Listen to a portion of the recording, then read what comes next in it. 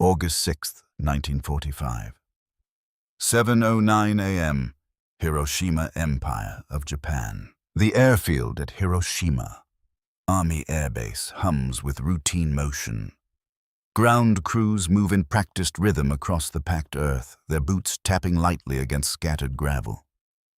The morning is already warm, the sky impossibly clear. Visibility stretches for miles. There are no clouds to conceal anything, no wind strong enough to distort the rising heat. Inside a low operations building, a radio operator adjusts the frequency dial on a Type 3 Mark I Model 3 Army radio set. Static crackles, then fades, then returns again in soft bursts. The signal traffic is thin this morning, sparse, routine. Lieutenant Kenji Sato leans over a wooden table, his fingers resting on a map marked with grease pencil lines. He traces the coastline with idle attention, his posture relaxed. The Americans have been bombing cities for months now.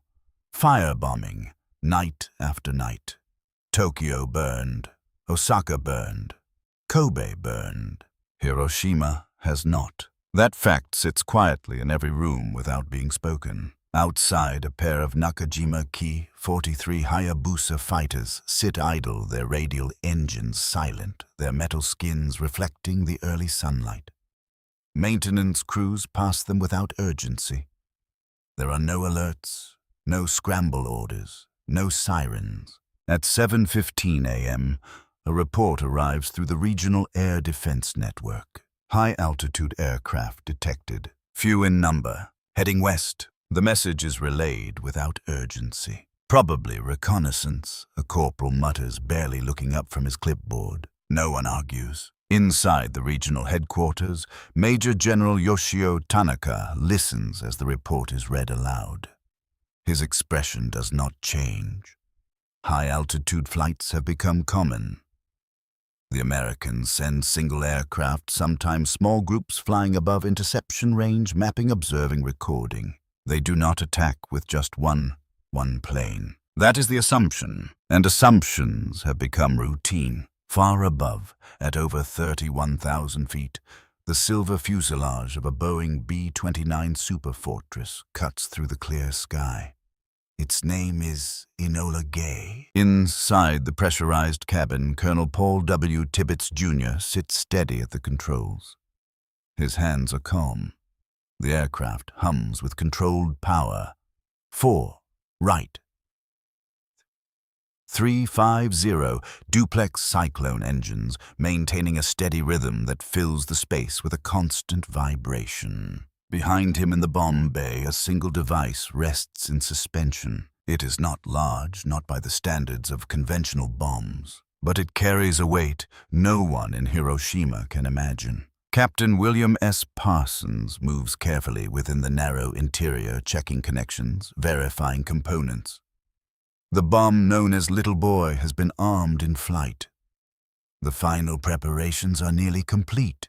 There is no dramatic urgency inside the aircraft. Only procedure, only precision. At 7:30 a.m., Hiroshima's air raid warning system activates briefly. A small number of aircraft detected. No immediate threat assessed. The sirens sound, then fall silent. People return to their routines. Children walk to school.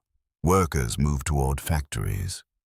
Streetcars continue along their tracks. Metal wheels grinding softly against steel rails. Vendors arrange goods. Conversations resume. The city breathes. And it does so with a strange confidence. Hiroshima has been spared. That belief has grown stronger with each passing week. Some say it is because of its military significance. Others say it is being preserved for occupation. A few whisper that it is being studied.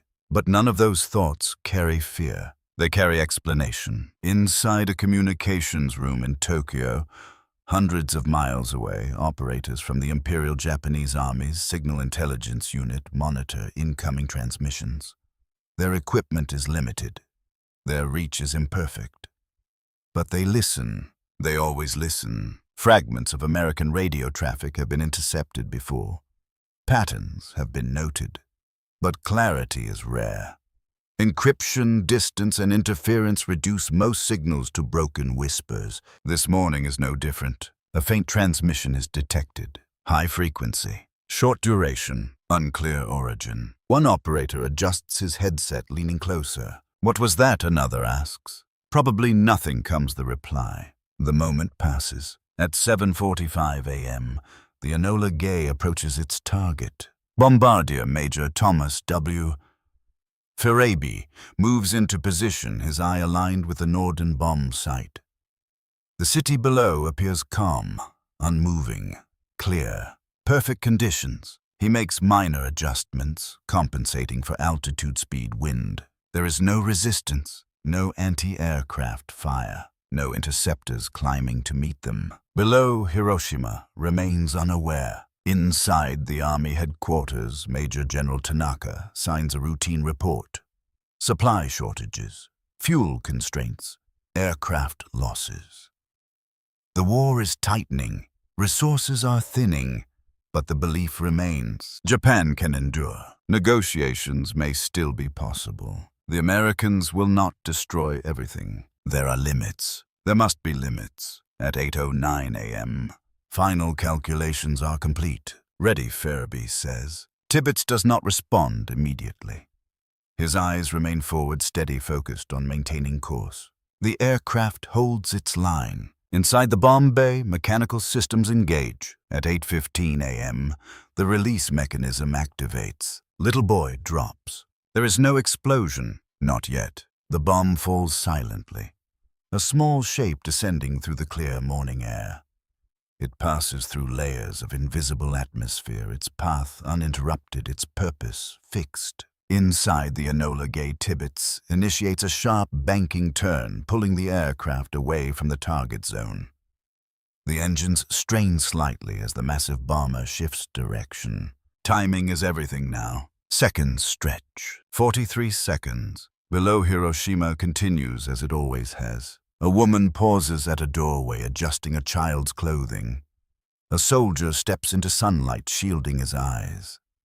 A streetcar bell rings as it approaches an intersection. No one looks up. No one sees it coming. Inside Tokyo's signal room, another faint transmission flickers across the equipment. Again too weak to interpret. Again dismissed. The war has become a pattern of noise. Signals, bombings, losses, survival. There is no expectation that anything fundamentally new is about to happen. At 8:16 a.m., the world changes. But in this moment, just before that instant, everything still feels controlled, predictable, manageable. And that belief, held tightly across command rooms, airfields, and city streets, is the last thing to remain intact before it is completely erased. At 8:16 a.m., Hiroshima vanishes in light. Not fire, not explosion as it has ever been known.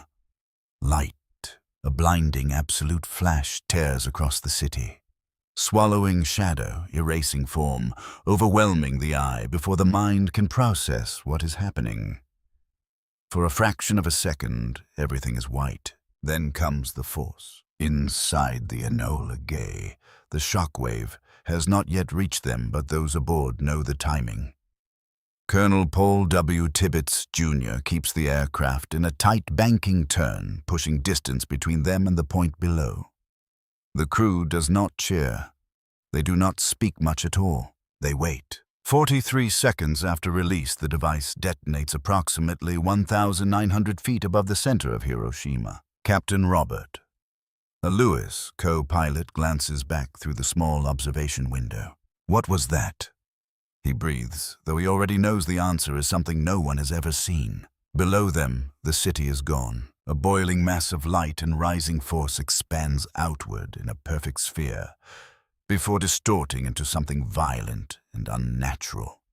The shock wave begins its outward run, flattening structures, tearing apart buildings, lifting roofs into the air as if they weigh nothing. Then the aircraft is hit. A sudden heavy jolt shudders through the fuselage.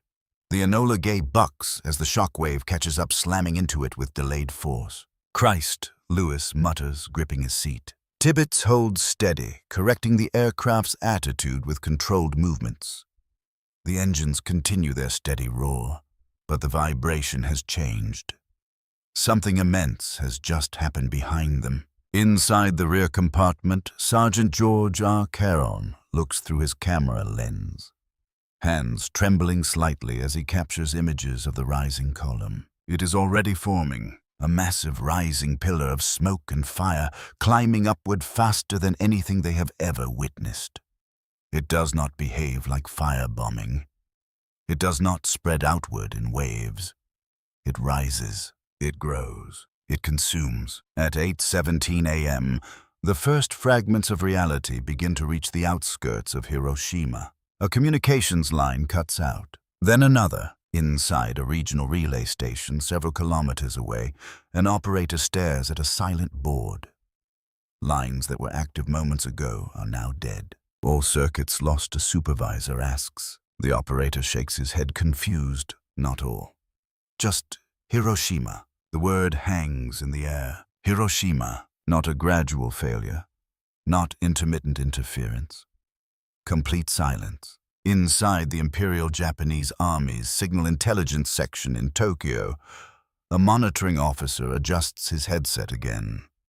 The frequencies that normally carry routine traffic from Hiroshima's military installations are quiet, unnaturally quiet. He marks the time. 08:18. Check Hiroshima circuits, he says to a colleague. The request is routine. The answer is not. No response. Try secondary channels. Nothing. The officer frowns, tapping a pencil against the desk. Communications failures are not unusual during bombing raids. Lines are cut, stations are damaged, but there is always something. Some signal, some fragment, some delayed transmission. This is different. There is nothing. At 8:20 a.m., Major General Yoshio Tanaka's headquarters attempts to re-establish contact with Hiroshima Army installations. Repeated calls, no answer. A staff officer steps forward, voice uncertain. Perhaps a large-scale bombing raid, sir. Tanaka considers this, but there had been no warning of a large formation, only a small number of high-altitude aircraft. It does not match. Still, explanations must be found. Send reconnaissance. Tanaka orders immediate verification. At a nearby airfield, a Mitsubishi Ki-46 Dyna reconnaissance aircraft is prepared for rapid deployment. The crew moves quickly now, urgency replacing the earlier calm.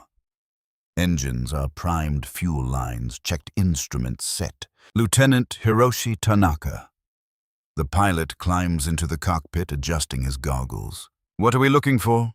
His observer asks. The lieutenant pauses. Damage assessment, he replies. But even he hears the uncertainty in his own voice. At 8:23 a.m., the Enola Gay continues its retreat. The mushroom cloud now towers behind them, rising higher, expanding its top, flattening into a vast, boiling canopy. Look at that thing, someone whispers. No one responds. There are no words. Inside Tokyo, additional reports begin to surface. A railway station reports disruption in schedules connected to Hiroshima. A civil defense office notes the absence of expected check-in signals. A telegraph office confirms total loss of contact. Each report alone could be dismissed. Together, they begin to form a pattern. At 8:30 a.m., the reconnaissance aircraft lifts off. The Ki-46's twin engines roar to life, propellers slicing through the morning air as it accelerates down the runway.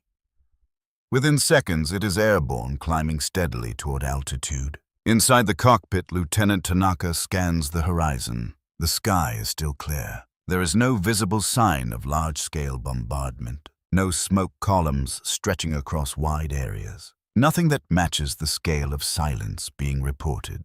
At 8:37 a.m., the aircraft approaches the outskirts of Hiroshima's region. Then they see it, a column, not a normal column of smoke. Not the scattered fires of incendiary bombing. A single massive rising formation towering into the sky, its base obscured by distance, its top spreading outward like a living thing. What is that? The observer says, his voice tightening. Lieutenant Tanaka does not answer immediately. He adjusts the aircraft's heading, bringing them closer. The closer they get, the more impossible it becomes. The city below is not burning in sections. It is gone, flattened, obliterated. There are no distinct targets, no recognizable districts. Only a vast charred expanse with fires burning in irregular patches surrounded by debris that no longer resembles structures. The observer grips the edge of his seat. This is not bombing. At 8:45 a.m., the first coherent reconnaissance report is transmitted back toward Tokyo. Hiroshima appears to have been struck by a single bomb, causing extensive destruction. Entire city center destroyed. The transmission breaks, then resumes. Unprecedented damage, cause unknown. Inside the signal intelligence room, the officer listens as the message is relayed. Single bomb. Entire city. He writes the words down slowly. They do not make sense. Not within the framework of everything they know. Bombs destroy areas. Multiple bombs destroy cities. A single bomb cannot do this. It violates every assumption, every calculation, every experience of the war so far. At 9 a.m., reports begin to circulate among senior staff in Tokyo. Confusion spreads quietly. No one raises their voice yet. No one declares anything definitive. But the questions are forming. What weapon could do this? Why Hiroshima? How could one aircraft carry such destructive power? And perhaps most unsettling of all, if this is possible, what comes next? Inside the room, the signal officer removes his headset slowly. For the first time since the war began, the silence on the line does not feel like a temporary disruption. It feels like something else, something final. Something that cannot be explained by the patterns they have relied on for years. And still, even now, no one says the word. No one names what has just happened. Because to name it would mean accepting that everything they believed about the limits of war is already obsolete. At 9:12 a.m., Tokyo, inside the Imperial Japanese Army. General Staff Headquarters, the air feels heavier than it did an hour ago. The room has not changed. The same desks, the same maps pinned to walls, the same officers standing at attention or leaning over reports. But something intangible has shifted. A courier enters carrying the latest transmission from the reconnaissance aircraft. The paper is still warm from the teleprinter. He bows quickly and hands it to Colonel Masakazu Kawabe. Kawabe reads in silence, then reads again. He does not immediately pass it on. Across the room, Lieutenant General Torashiro Kawabe, Deputy Chief of the Army General Staff, notices the hesitation. What is it, he asks. Colonel Kawabe steps forward and presents the report. A single bomb. Complete destruction of Hiroshima city center. Fires continuing. Cause unknown. The words are simple. Too simple. Lieutenant General Kawabe takes the paper and studies it. His eyes narrow slightly, not in disbelief, but in calculation. He has spent years processing reports from every front. Exaggeration is common. Confusion is expected. But this feels different. How many aircraft were confirmed, he asks. Initial detection indicated one, possibly two high-altitude bombers. Silence follows. One aircraft, one bomb, a city erased. The equation does not balance. At 9:18 a.m., a separate channel delivers additional fragments. Civilian police reports from surrounding districts. Railway officials reporting total disruption. Survivors fleeing outward, burned, disoriented, unable to describe what happened except for a flash. Always the same word. Flash. Not explosions. Not bombs. Flash. Inside the Navy General Staff offices nearby, Admiral Semu Toyoda receives similar reports. He listens as a communications officer reads aloud. Entire city incapacitated. No effective response possible. Fires beyond control. Toyoda leans back slightly, his expression controlled. What was the delivery method, he asks. Unknown, sir. Believed to be a single aircraft. Toyoda exhales slowly. That is not possible. The officer does not respond. Because there is nothing to say. At 9:25 a.m., the reconnaissance aircraft circles at a safer distance, maintaining visual observation. Lieutenant Hiroshi Tanaka keeps the aircraft steady, though his hands feel less certain now. Below them, Hiroshima burns in a way that defies understanding. There are no clear boundaries to the destruction, no intact districts from which emergency services might operate. Fires merge into one another, forming a continuous field of heat and smoke. The observer continues to dictate notes. Central area completely destroyed. No visible structures remaining. Fires extending outward. He pauses. "How do we describe this?" he asks quietly. Lieutenant Tanaka does not answer, because description requires comparison, and there is nothing to compare this to. At 9:40 a.m., Tokyo begins to organize a formal response. Orders are issued to dispatch additional reconnaissance flights. Communications teams attempt to re-establish contact through alternative networks. Medical units are placed on standby, though no one yet understands what kind of injuries they will be facing. Inside the Army Medical Bureau, a senior physician reviews early survivor accounts. Severe burns, but clothing patterns remain on skin. Exposure injuries. He looks up, confused. What does that mean? No one in the room can explain it. At 9:50 a.m., an intercepted American transmission is picked up briefly by Japanese signal intelligence. It is faint, fragmented, but certain words are clear. Primary target, successful, results exceeding expectations. The operator writes them down carefully, then hands the transcription to his superior. "Can we verify the source?" the superior asks. "No, sir. Signal too weak. Possibly from a high-altitude aircraft or relay station." The superior reads the words again. Results exceeding expectations. The phrase is clinical, detached, as if what has just happened is an experiment. At 10:05 a.m., Lieutenant General Kawabe convenes a small group of senior officers. The room is closed. Guards are posted outside. The discussion begins quietly. "What do we know?" Kawabe asks. A staff officer steps forward. "Hiroshima has suffered catastrophic damage. Cause unknown, believed to be from a single bomb delivered by one aircraft." Murmurs ripple through the room. Another officer speaks. "Could it be a new type of incendiary?" "No incendiary produces this pattern." Someone replies immediately. "Could it be multiple bombs dropped simultaneously?" Reconnaissance confirms only one aircraft. The room tightens. Every explanation offered is dismantled almost as quickly as it is spoken. At 10:20 a.m., Admiral Toyoda receives a separate naval intelligence update. American forces have not increased bomber formations elsewhere today. No indication of large-scale coordinated attack. Toyoda taps his fingers lightly against the desk. "If this is a new weapon," he says slowly, "then it changes the nature of the war." No one disagrees, but no one fully accepts it either. Not yet. At 10:35 a.m., the Emperor's advisors begin to receive preliminary briefings.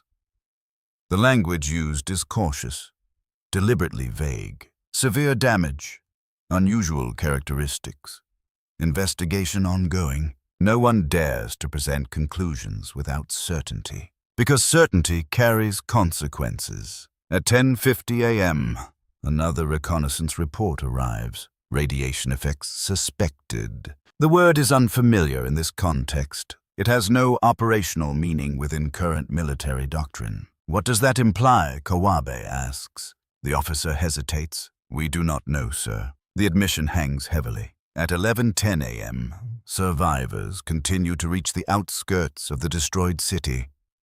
Soldiers stationed in nearby regions report scenes of chaos. People with burns that do not behave like normal burns. Skin hanging, eyes clouded. Some walking silently, others collapsing without warning. Medical personnel attempt to treat them using standard procedures. Water, bandages, morphine. None of it seems sufficient. At 11:30 a.m., Tokyo's understanding is still incomplete, but the shape of the truth is beginning to emerge. Not through a single report, not through a clear explanation, but through accumulation. Silence from Hiroshima. Visual confirmation of total destruction. Intercepted American confidence. unexplainable injuries. Each piece alone is uncertain. Together, they form something far more dangerous, a realization that refuses to fully surface. Because once it does, it cannot be undone. Inside the General Staff Room, Lieutenant General Kawabe stands still looking at the map of Japan spread across the table.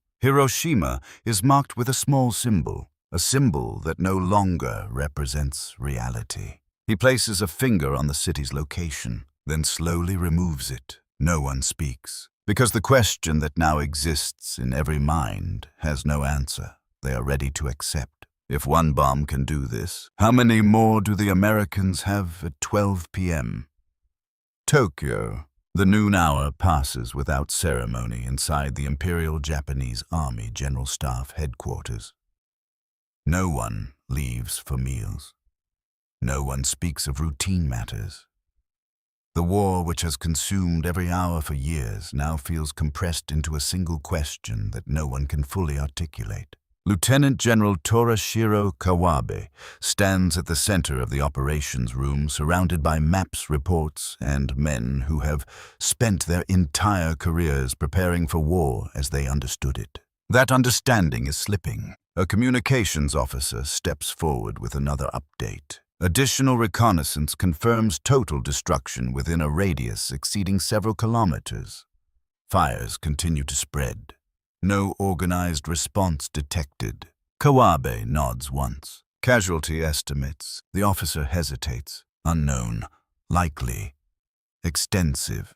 The word is insufficient. Everyone in the room knows it. At 12:10 p.m., a technical team from the Army's Scientific Research Institute is brought into the discussion. Civilian scientists, some in plain suits, others in military attire, stand awkwardly among senior officers. One of them, Dr. Yoshio Nishina, a physicist with experience in nuclear research, is handed the preliminary reports. He reads quickly, then more slowly. His expression changes not dramatically, but enough to be noticed. "What is your assessment?" Kawabe asks. Nishina looks up. The description of the flash, the scale of destruction, the burns. It suggests the possibility of an extremely high-energy release. "That is obvious," an officer replies impatiently. "We are asking what kind of weapon." Nishina pauses. "There has been theoretical work on the release of energy from atomic nuclei." The room stills. Atomic. The word sounds abstract. Academic. Distant from the realities of war. "You are suggesting this was an atomic weapon?" Kawabe asks. "I am suggesting it is consistent with such a possibility." Nishina replies carefully. Another officer shakes his head. "That is impossible. Such a weapon would require enormous resources. Facilities. Materials we have never observed the Americans possessing in sufficient quantity." Nishina does not argue, because the objection is logical, and yet logic is no longer aligning with reality. At 12:25 p.m., Admiral Sumu Toyoda receives a parallel briefing from naval intelligence and scientific advisors. The conclusion is similar. Unknown weapon, possibly unprecedented, unverified. Toyoda listens without interruption. "Can they repeat it?" he asks. No one answers immediately, because that question is more dangerous than any other. At 12:40 p.m., a new intercept is captured by Japanese signal intelligence. This one is clearer, stronger. An American voice, calm, controlled. Secondary analysis confirms complete destruction. Target effectively neutralized. No resistance encountered. The operator writes it down, his hand slightly unsteady. He has heard reports of bombings before. Confident language, tactical efficiency. But this is different. There is no mention of formations, no reference to multiple strikes, no concern about losses. It sounds like something executed once and completed. At 1 p.m., a heated discussion begins inside the Army General Staff Room. If this is a single experimental device, one officer argues, then it is unlikely they possess many more. It may be a demonstration of what another counters. the destruction of an entire city. To force negotiation, the first replies, to shock us into surrender. The word surrender hangs in the air, heavy, unwelcome. Kawabe raises a hand. Speculation does not help us. We need facts. But facts are limited, and speculation begins to fill the gaps. At 1:20 p.m., Dr. Nishina is asked to provide a more direct assessment. If this is an atomic weapon, Kawabe says, what are its limitations? Nishina considers carefully. In theory, the production of such a device would require significant industrial capacity, rare materials, complex processes, which means Kawabe presses. It is unlikely they can produce many quickly. A quiet sense of relief moves through part of the room. Unlikely. Not impossible, but unlikely. The distinction is enough for some to hold on to. At 1:45 p.m., reports from the field continue to arrive. Hiroshima remains silent. No coordinated military response. No organized evacuation. Just fragments, survivors, fires, silence. At 2 p.m., a decision begins to take shape, not formally declared, but forming through consensus. This was a singular event, a unique weapon. Devastating, yes, but not yet something that changes the overall strategic balance. Japan still has forces, still has territory, still has the ability to resist. Inside the Navy offices, Admiral Toyoda voices a similar perspective. Even if the Americans possess such a weapon, he says they cannot have enough to destroy every city. Our defense posture remains intact. It is a statement of logic, of calculation, of necessity, because the alternative is unacceptable. At 2:30 p.m., Lieutenant General Kawabe finalizes a preliminary report for higher authorities. Hiroshima has been destroyed by a new type of bomb of unknown nature. Further investigation required. Strategic implications under review. The language is controlled, measured. It does not convey panic. It does not acknowledge uncertainty beyond what is necessary. Because maintaining structure is essential, even when the structure is beginning to crack. At 3 p.m., the scientific team requests permission to travel to Hiroshima to conduct direct analysis. Permission is granted.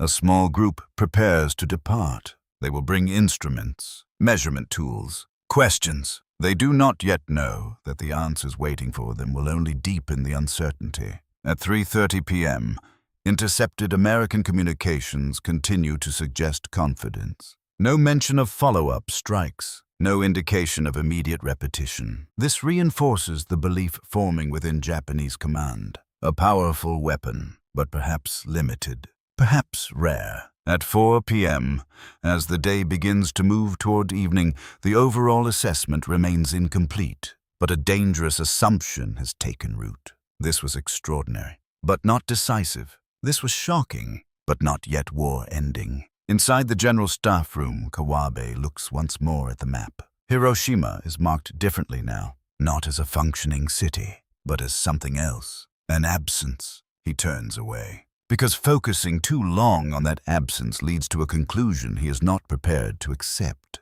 that the rules have changed, that the enemy has crossed into a domain Japan cannot match, and that the war, as it has been fought until this moment, may no longer exist in any recognizable form. But for now, the decision is made quietly, collectively. They will continue. They will endure. They will wait for more information. And in that waiting, in that refusal to fully accept what has already happened, the first true misjudgment takes hold. August 6, 1945, 6:30 p.m. Tokyo.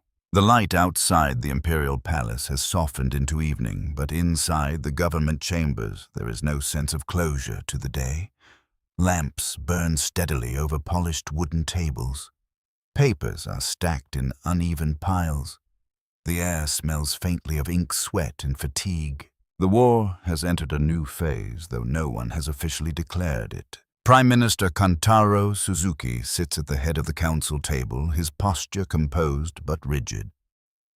Around him are senior members of the Supreme War Council, including Foreign Minister Shigenori Togo, War Minister Korechika Anami, and Navy Minister Mitsumasa Yonai. Each man has already heard the reports. Each man has already begun forming his own interpretation, but none of them are aligned. A staff officer finishes reading the latest compiled summary. Hiroshima has been effectively destroyed by a single bomb of unknown type. Casualties are expected to be extremely high. Communications remain severed. Scientific analysis suggests a possible atomic origin, though this is not confirmed. The room remains silent, not because there is nothing to say, but because no one wants to be the first to say it. Suzuki folds his hands slowly. "What is the army's position?" he asks. All eyes turn to General Korechika Anami. Anami's voice is steady. "The damage is severe, but we do not yet have proof that the enemy can replicate this attack on a large scale." A slight nod from some in the room. The logic is familiar. It offers stability. Foreign Minister Togo leans forward slightly. "But if they can," he says quietly, "then the implications are beyond anything we have faced." Anami does not look at him. "We must base our decisions on what we know," he replies, "not on speculation." Togo holds his gaze. "What we know is that a single bomb has destroyed a city." The words land with weight. No embellishment, no exaggeration, just fact. At 6:45 p.m., an aide enters with an updated intercept from Japanese signal intelligence. The message is translated quickly and handed to Suzuki. He reads it aloud. "American command reports success of a new type of bomb. Indicates further use may follow if Japan does not surrender." The word surrender appears again. This time it does not remain abstract. It sits in the center of the room, visible, unavoidable. Navy Minister Mitsumasa Yonai exhales slowly. "If this is true," he says, "then we are facing a weapon that cannot be countered by conventional means." Anami responds immediately. "We have faced overwhelming force before. We continue to resist." Yonai turns toward him. "This is not overwhelming force in the conventional sense. This is something else." He does not finish the sentence, because there are no established terms for what they are discussing. At 7 p.m., Dr. Yoshio Nishina is brought into the meeting. He stands respectfully aware of the gravity of the moment. Suzuki gestures for him to speak. Nishina chooses his words carefully. The evidence suggests a release of energy far beyond chemical explosives.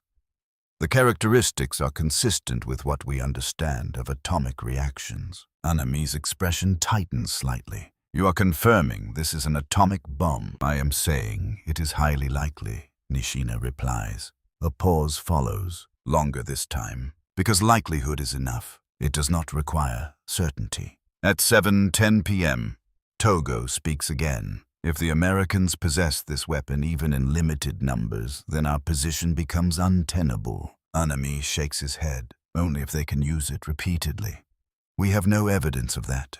Togo's voice sharpens slightly. "Do we need evidence of multiple cities destroyed before we act?" The tension in the room rises, not openly, not with raised voices, but in the tightening of posture, the narrowing of eyes, the shift from discussion to argument. At 7:25 p.m., Suzuki raises a hand. "We must not allow division to cloud our judgment," he says. "But division is already present. It has been present for months. Now it is being forced into the open." At 7:40 p.m., a new report arrives from the scientific team preparing to travel to Hiroshima. Preliminary radiation measurements from distant observations suggest lingering effects. Unexplained, persistent. Nishina reviews the data quickly. "This supports the atomic theory," he says. Yonai looks at him. "What does that mean for those exposed?" Nishina hesitates. "We do not fully understand the biological effects." Another silence.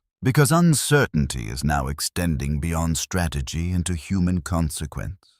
At 8 p.m., the discussion returns to strategy. Anami speaks firmly. "Our duty is to continue the war, to defend the homeland, to inflict maximum cost on the enemy." Togo responds. Our duty is to preserve the nation. If continuation leads to annihilation, then we must reconsider. The two positions stand in direct opposition. Neither yields. Suzuki watches both men. He understands the weight of each argument. He also understands that time is no longer on their side. At 8:20 p.m., another intercepted message is delivered. This one shorter, more direct. Additional operations under consideration. Awaiting further orders. Suzuki lowers the paper slowly. There is no mention of numbers, no indication of limits, only continuation. At 8:30 p.m., the realization begins to form, not fully accepted but impossible to ignore. This is not a singular event. It may not be limited, and if it is not limited, then everything changes. Inside the room, no one states it directly, because stating it would require immediate action, and immediate action would force a decision that none of them are ready to make. At 8:45 p.m., Suzuki speaks again. We will gather more information. We will confirm the nature of this weapon.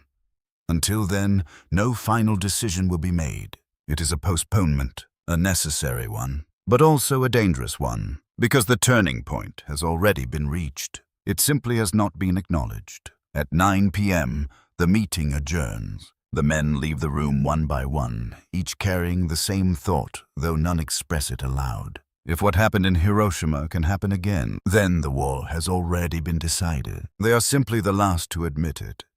August 7, 1945.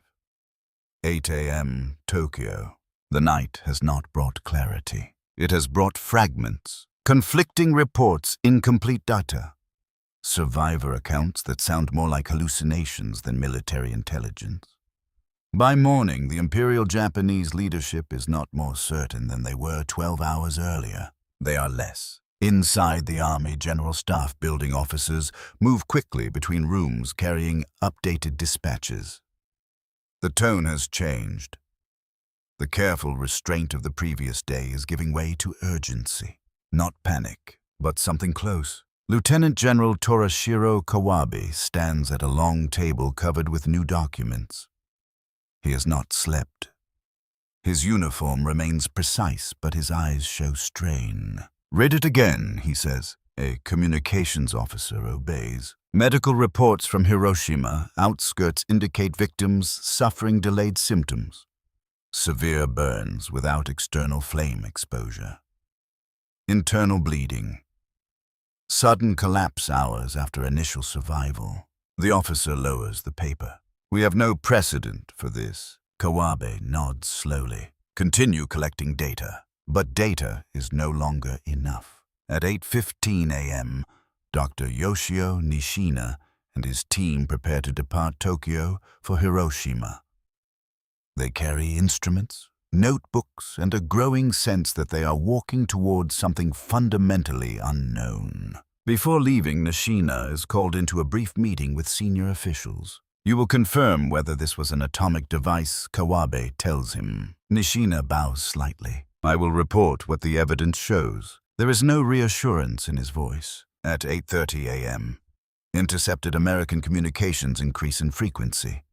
The signals are still fragmented, but patterns are emerging. Words repeat: atomic, special weapon, psychological impact. Inside the signal intelligence room, an operator removes his headset, briefly rubbing his temples. "They are not hiding it," he says quietly.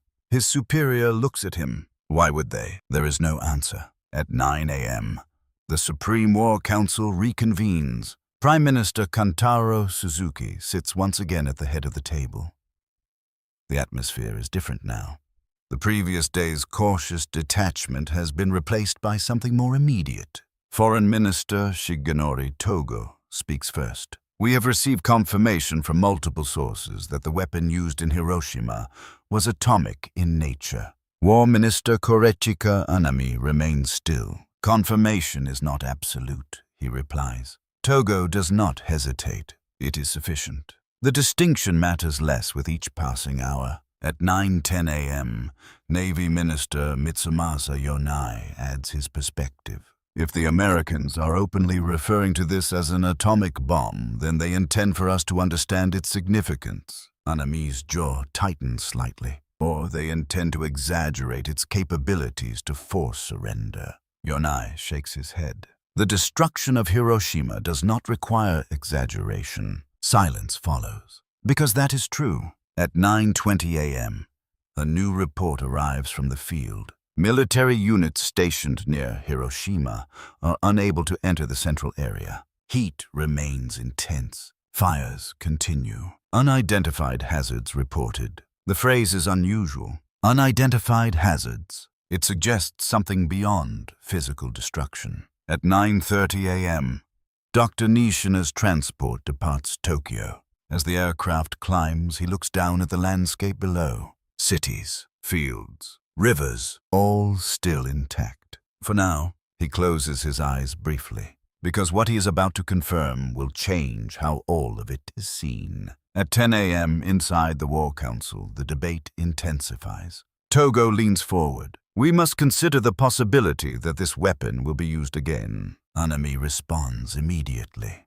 Possibility is not certainty. Togo's voice sharpens. "Do we wait for certainty while more cities are destroyed?" Anami meets his gaze. "We continue the war as long as we are able." The words are firm, but they no longer carry the same weight, because ability is now in question. At 10:15 a.m., another intercepted message is delivered. "Preparations for additional atomic operations proceeding." The room stills. No one speaks for several seconds. Then Suzuki asks quietly, "Can we verify this?" The intelligence officer shakes his head. "Source is reliable, but details are limited." Reliable, limited. The combination is dangerous. At 10:30 a.m., reports from Hiroshima's outskirts grow more alarming. Survivors who initially appeared stable are deteriorating rapidly. Hair loss, bleeding, weakness. Medical officers are overwhelmed. Standard treatments are ineffective. Inside the Army Medical Bureau, physicians begin to realize that they are not dealing with conventional injuries. One doctor speaks quietly to his colleague. It is as if the body itself has been poisoned. The word spreads. Poison, invisible, lingering. At 11 a.m., Dr. Nishina's aircraft approaches Hiroshima. Even from a distance, the destruction is visible. The city is no longer a city. It is a scar. Smoke still rises in uneven columns. The ground appears flattened, stripped of structure, stripped of identity. As they descend, Nishina prepares his instruments. He already knows what he is likely to find. But knowing and confirming are not the same. At 11:20 a.m., inside the War Council, the conversation shifts. Not away from the weapon, but toward its implications. If the Americans can destroy cities one by one, Yonai says, then our capacity to sustain the war diminishes rapidly. Anami responds, "They cannot destroy all cities before we inflict unacceptable losses." Togo turns to him. "And if they do not need to destroy all cities?" The question lingers, because it reframes the entire conflict. At 11:45 a.m., Nishina's team lands on the outskirts of Hiroshima. The heat is still present. The air feels wrong, heavy. They step onto the ground carefully. Around them, survivors move slowly, many in silence, some collapsing as they walk. Nishina begins his measurements. Radiation levels, residual energy. He watches the instruments react. There is no longer any doubt. At 12 p.m., in Tokyo, the War Council awaits his report. The room is quiet. No arguments now, only anticipation. Because whatever Nishina confirms will force a decision. And decisions once made cannot be reversed. At 12:30 p.m., the first message from Nishina arrives. Short, direct. Findings consistent with atomic explosion. Suzuki closes his eyes briefly. Across the table, Togo lowers his head slightly. Anami does not move. But something in the room has changed. The uncertainty is gone, replaced by something heavier, something final. At 1 p.m., the reality is no longer theoretical. It is confirmed. The weapon exists, it works, and it has already been used. Now the question is no longer what happened in Hiroshima, but what will happen next. August 8, 1945. 11:02 p.m., Tokyo. The message arrives not with urgency, but with precision. Inside the Foreign Ministry communications room, a coded diplomatic transmission is decoded line by line under the dim light of a desk lamp.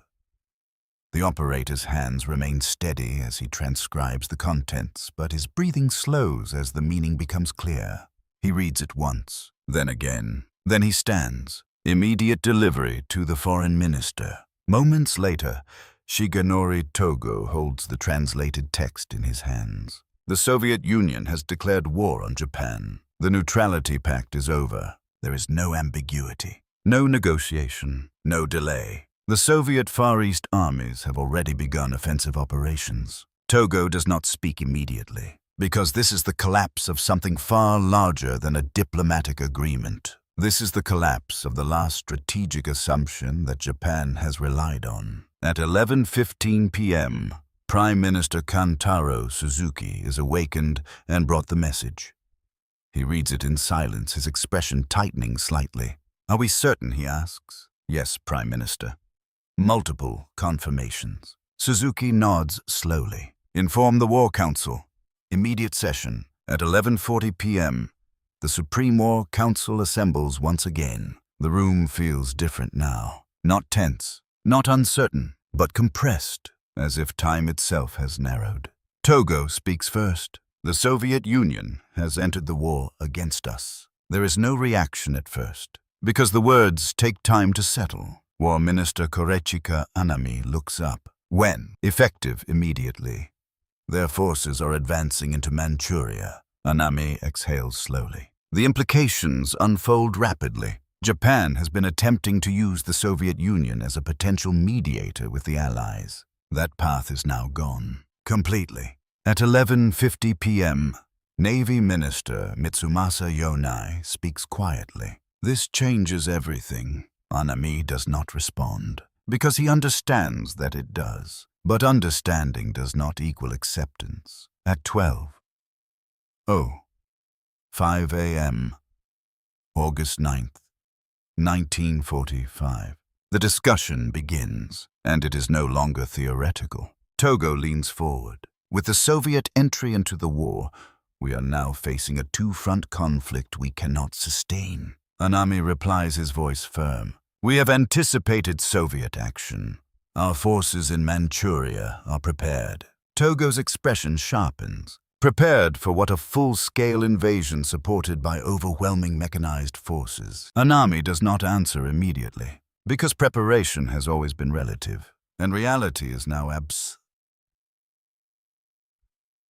At 12:20 a.m., intelligence updates confirm rapid Soviet advances across the border. Armored units, infantry divisions, coordinated assaults. The scale is undeniable. Inside the room, the combined weight of Hiroshima and the Soviet declaration begins to press down on every calculation. Two events, each catastrophic on its own. Together, they dismantle the foundation of Japan's strategy. At 12:35 a.m., Admiral Yonai speaks again. "We are no longer dealing with a single unknown weapon. We are dealing with the convergence of overwhelming force and strategic isolation." The phrase hangs in the air. Strategic isolation. There are no allies left, no neutral intermediaries, no external options. At 12:45 a.m., Anami responds. "We still have the homeland. We still have the ability to resist invasion. The enemy must still land on our shores." Togo shakes his head. They may not need to. The room falls silent, because that thought connects directly to Hiroshima, and to what may come next. At 1 a.m., another intercepted American transmission is delivered. Short, clinical, next target selection proceeding as scheduled. No mention of numbers, no indication of limits, only continuation. Suzuki reads it aloud, then places it on the table. No one reaches for it. At 1:15 a.m., the discussion shifts again. Not toward whether Japan can continue the war, but toward how long and at what cost. Togo speaks with controlled urgency. "If we do not act now, we risk the complete destruction of our remaining cities and the occupation of our territory by multiple powers." Anami responds. Surrender under current conditions would mean the end of the nation as we know it. Yonai looks at him. And what will remain if we do not surrender? The question is direct, unavoidable. Anami's silence is brief, but it is noticed. At 1:30 a.m., reports from Manchuria continue to arrive. Japanese forces are being overwhelmed. Communications are disrupted. Positions are collapsing faster than anticipated. The scale of the Soviet offensive exceeds previous estimates. At 1:45 a.m., Suzuki speaks again. We must consider all options. It is the first time he has said it in this form. All options. The phrase includes what has not yet been spoken directly. At 2 a.m., the War Council reaches no final decision, but something fundamental has changed. The original plan, fight on, inflict maximum casualties, force a negotiated settlement. It no longer aligns with reality. Not with Hiroshima, not with the Soviet Union, not with the evidence of what the enemy can now do. At 2:20 a.m., as the meeting pauses, the men remain seated. No one leaves immediately, because leaving would mean stepping away from the moment when everything shifted. Togo looks down at the table, then speaks quietly. We have reached the point where continuation may lead not to victory, not even to negotiation, but to annihilation. No one argues, not this time. At 2:40 a.m., outside Tokyo remains intact. The city breathes. The streets are quiet. Life continues. But inside the War Council room, the understanding has taken hold. The war they have been fighting no longer exists in its previous form. The assumptions that guided every decision have collapsed, and in their place is something far more uncertain, a future that cannot be shaped by endurance alone.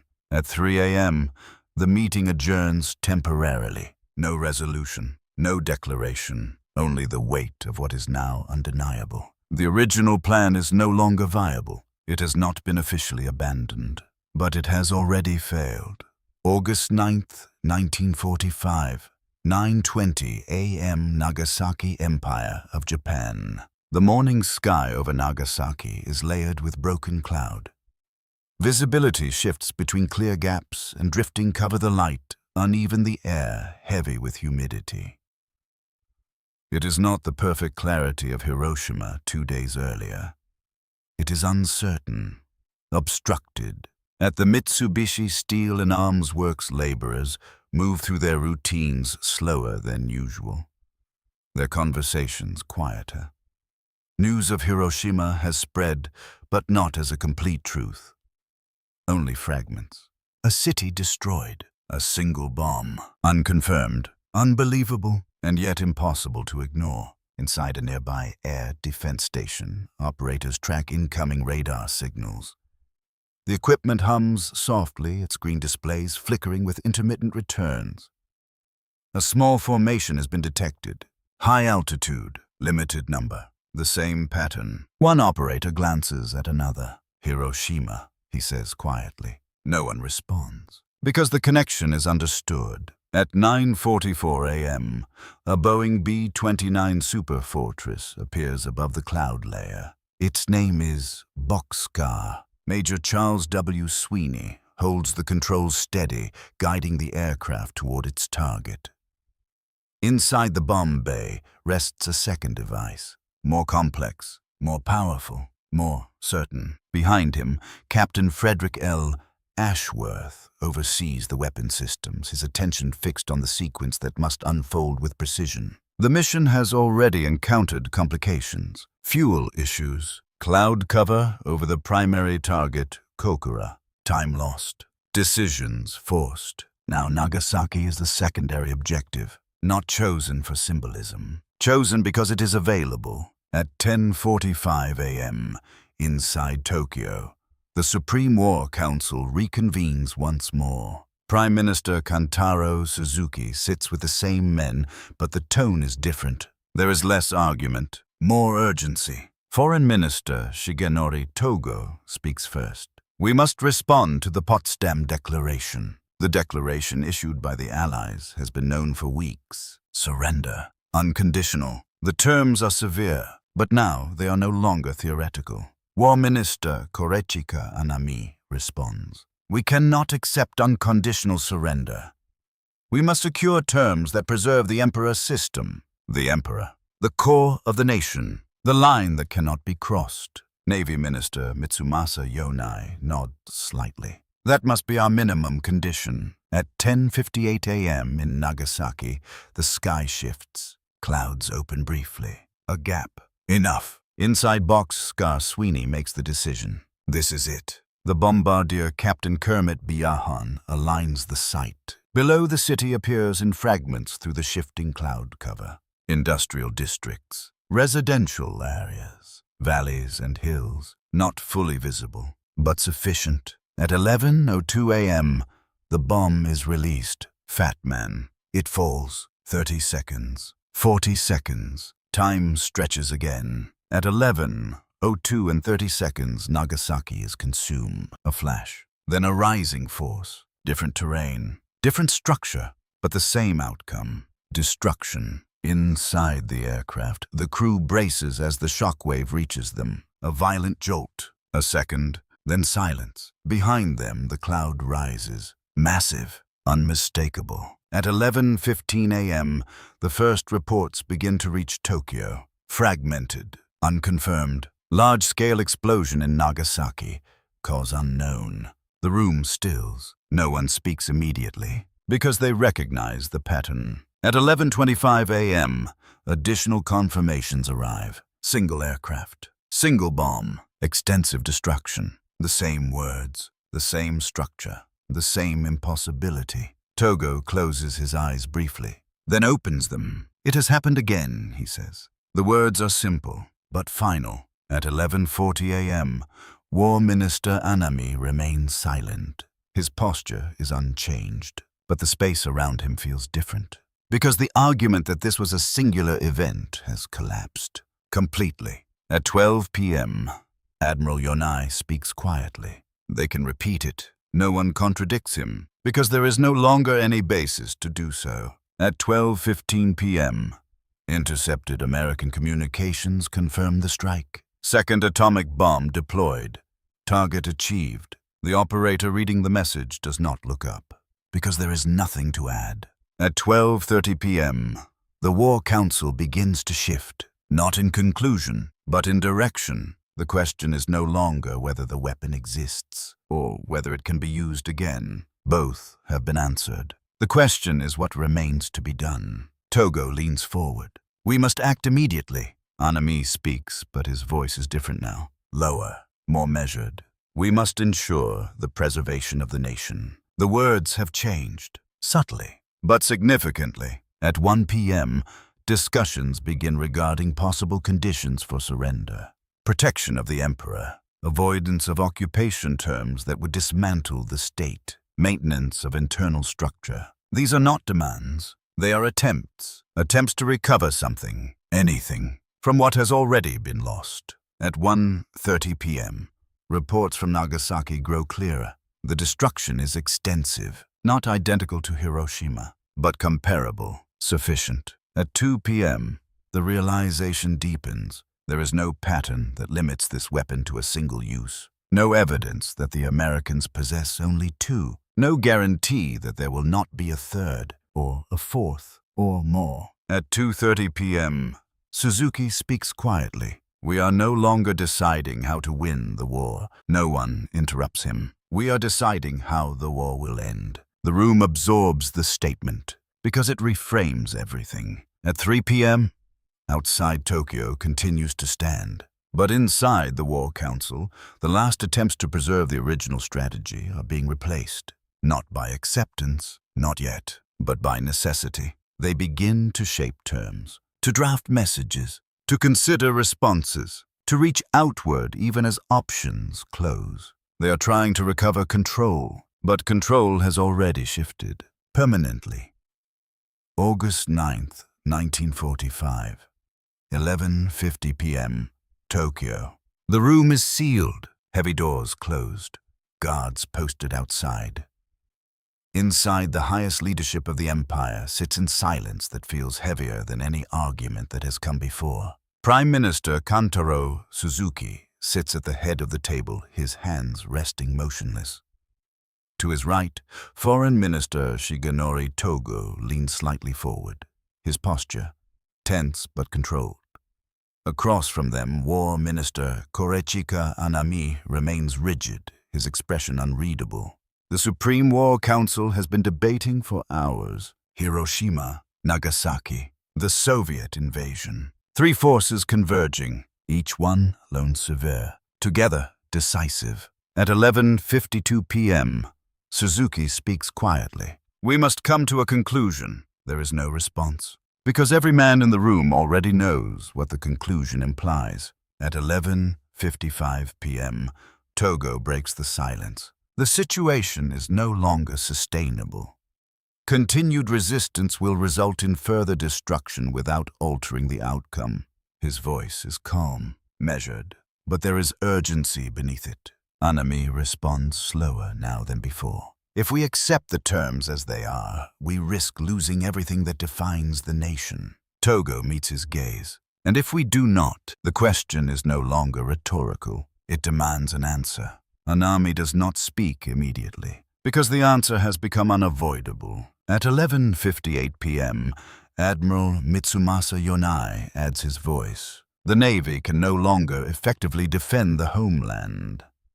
Our capacity has been reduced beyond recovery." The statement is direct. It removes one of the last remaining pillars of resistance. At 12 a.m., August 10th, the day changes, but the room does not. Time continues without interruption. Suzuki looks toward the door, then back at the table. "There is one course left," he says. No one asks what it is, because they all know. At 12:02 a.m., a final report is delivered. Soviet forces continue advancing rapidly. Manchurian defenses collapsing. No indication of stabilization. The second front is not slowing, it is accelerating. At 12:05 a.m., Togo speaks again. "If we delay further, we risk occupation not only by the United States, but by the Soviet Union as well.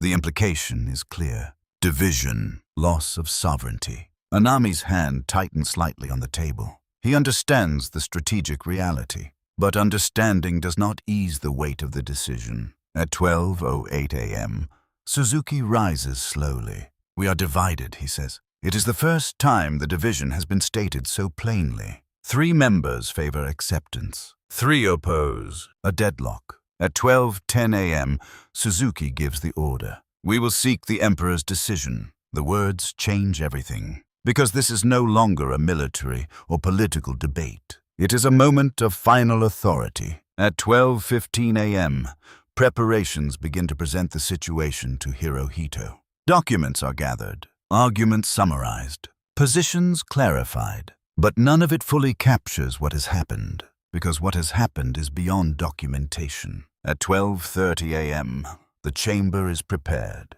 The Emperor will hear both sides, not as an observer, but as the one who will decide. Inside the room, the men wait. No one speaks now, because all arguments have been made, all positions established. What remains is acceptance or refusal. At 12:45 a.m., Emperor Hirohito enters. The room rises immediately. Heads bow. The atmosphere shifts, not with fear, but with finality. The Emperor takes his place. He looks at each man in turn, then speaks softly. "Present your positions." Togo steps forward. He outlines the situation. Atomic destruction, Soviet invasion, strategic collapse. His words are clear, direct, without embellishment. Anami follows. He speaks of duty, of resistance, of the importance of preserving national structure through continued struggle. Both arguments are complete. Both are understood. At 1 a.m., the Emperor remains silent for a long moment. No one moves. No one breathes loudly. Because this is the moment, the point where possibility ends. At 1:02 a.m., Hirohito speaks. "We must endure the unendurable." The words are quiet, but absolute. "We will accept the terms." There is no reaction. Not immediately, because the meaning takes time to settle. At 1:05 a.m., Suzuki bows deeply. "It will be done." Togo lowers his head. Yonai remains still. Anami does not move. But something within the room has shifted irreversibly. At 1:10 a.m., decision begins to move into action. Messages will be drafted. Communications prepared. The process of ending the war has begun. At 1:15 a.m., outside Tokyo remains unchanged. The city still stands. The streets are quiet. Life continues. But inside the chamber, the war has ended. Not in celebration, not in victory, but in recognition. Recognition that the path forward no longer exists. That continuation leads only to destruction, and that the decision once unthinkable has become unavoidable. No one speaks of Hiroshima now, or Nagasaki, or the Soviets, because they no longer need to. Their impact has already been realized. Completely. August 10th, 1945. 4 a.m. Tokyo. The city is still. Not silent, but subdued. The distant hum of generators, the occasional movement of military vehicles, the low murmur of voices that never fully disappear in a capital at war. But something has changed beneath it all. Inside the Imperial Palace complex, lights remain on in multiple chambers. Papers move from one room to another. Messengers walk quickly but without the urgency of panic. The decision has already been made. Now it must be carried out. In a secured office, officials begin drafting the message that will be transmitted to the Allies. The wording is precise. Every phrase considered. Every implication weighed. Acceptance of the Potsdam Declaration. With one condition: preservation of the Emperor. The sentence is rewritten multiple times, not to change its meaning, but to ensure it is understood. At 4:30 a.m., Foreign Minister Shigenori Togo reviews the final draft. His eyes move slowly across the page. He knows that once it is sent, there is no return, no revision, no withdrawal. He signs it. At 5 a.m., the message is encoded for transmission. Telegraph operators prepare the circuits. The lines which once carried routine reports of troop movements and supply shortages now carry something else entirely. The end of a war. At 5:15 a.m., the transmission begins. The signal travels outward across distances that once felt vast but now feel immediate. It moves through the same invisible space that carried the intercepted American messages. Now the direction has changed. At 6 a.m., confirmation of receipt is awaited. Inside the War Council chambers, the men who debated through the night sit in quiet reflection. No one speaks of victory. No one speaks of defeat, because neither word captures what has happened. War Minister Korechika Anami sits apart from the others, his posture unchanged. His face reveals nothing, but his silence carries weight. He has accepted the decision. But acceptance is not the same as agreement. At 7 a.m., reports from across the empire continue to arrive. Soviet forces advancing deeper into Manchuria. Japanese units retreating or collapsing. Communications failing. The Second Front is no longer a threat. It is a reality unfolding. At 8 a.m. in Hiroshima, the fires have mostly burned out. What remains is not a city. It is a landscape altered beyond recognition. Survivors move slowly through the ruins, searching for water, for family, for anything that resembles what once existed. Many find nothing. In Nagasaki, the pattern repeats. Different terrain, different layout, the same result. At 9 a.m., inside Tokyo, the leadership receives preliminary indications that the Allied response is being prepared. There is no immediate reply. Only waiting for the confirmation that the decision has been accepted or rejected.